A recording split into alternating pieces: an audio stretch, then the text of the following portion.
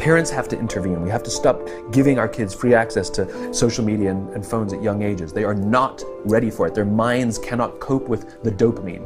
Balance is fine. You can give a kid a phone, but they can't use it in their bedroom. They can't have it at the dinner table. They can't take it to school.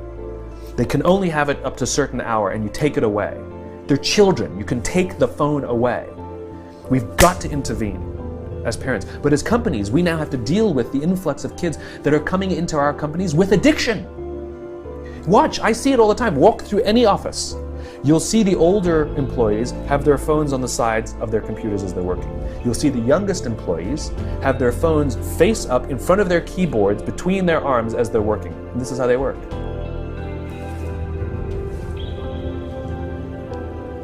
And the science is alarming. They did experiments on mice where they did the multitasking.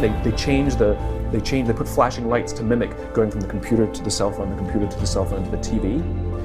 The mice that were exposed to the changing lights, it took them 3 times longer to solve a maze than the mice that weren't, and the damage was permanent. It didn't improve when they stopped the lights. Digital dementia. This is a real medical term right now.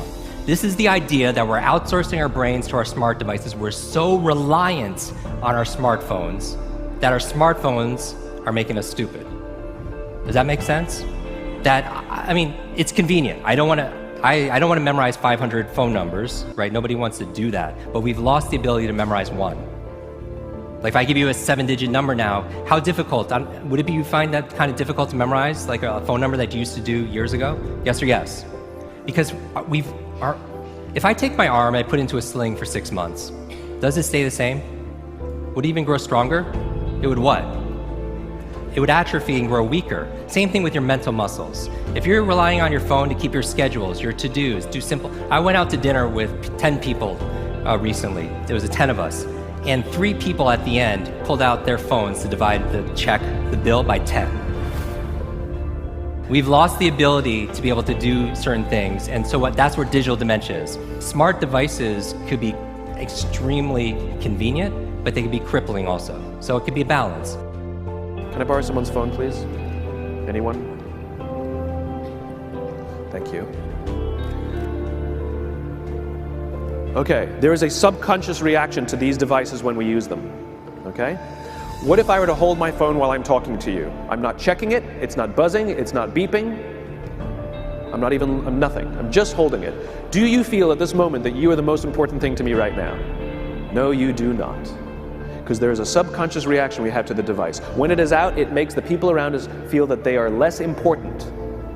So when we're walking down the halls in our offices and somebody says, hey boss, can I ask you a question? You go, sure, what's on your mind? We've just told them they're not that important. Or we can go, sure, what's on your mind? And if you don't have a pocket, find a shelf, put it on the shelf, come back and say, sure, what's on your mind? When we show up to a meeting, or a lunch, or a dinner, with our colleagues, our clients, or our friends, or our families, and we put the phone on the table, we have announced to everyone in the room that they are not that important to us. And by the way, putting the phone upside down is not more polite. My favorite one is in the meeting or at a lunch with someone that the phone will ring and the caller ID will pop up and they will go, I'm not going to get it. Oh, so magnanimous. Oh, I'm lucky to eat with you today. Or they could just put the damn thing away. You can tell how addicted we are. When somebody pulls out their phone when you're with them, how uncomfortable does that make us feel? You're walking down the street with someone, they pull their phone out. We feel stupid, so what do? We pull our phones out. We're so addicted. Somebody goes to the bathroom when we're at dinner, and what do we have to sit there by ourselves? God forbid we should look around the room for 5 minutes. We pull our phones out. Meetings, awful. What do we do when a meeting happens, right? Everybody's sitting waiting for the meeting to start. Bob's running a few minutes late. Bob's here? Okay, start the meeting. Do you know when relationships are built? All that in between time. Thank you very much.